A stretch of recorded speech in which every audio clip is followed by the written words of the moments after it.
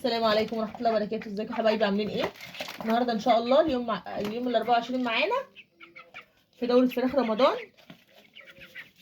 بس حبايبي امبارح احنا حطينا على في الميه الحلبه، وحطينا اول امبارح مع العلف الشطه. النهارده مش هنحط اي خلطات، انا بس يعني بصور معاكم علشان طبعا احنا متفقين ان احنا هنصور كل يوم لحد ان شاء الله ما نذبح الفراخ. كنت حابه اخد رايكم في حاجه بقى.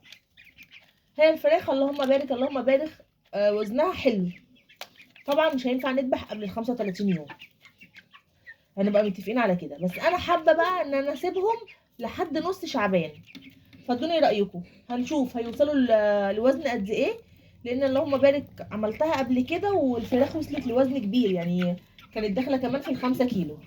فهل حابين كده ان انا اخليها لنص شعبان مثلا ونذبح مع بعض، ولا نذبح على ال40؟ عايزه اخد رايكم، يعني عرفوني. ولو حابين كمان ان انا اذبح منهم جزء، نعمل منهم التخزينات عشان تشوفوها، ونسيب برضو الجزء تاني. برضو ادوني رايكم في الكومنتات.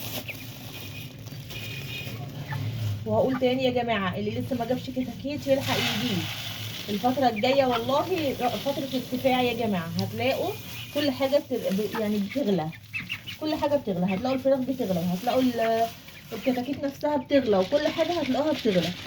فدي فرصه لسه قدامنا وقت ان احنا نجيب كتاكيت ونذبح قبل رمضان ان شاء الله.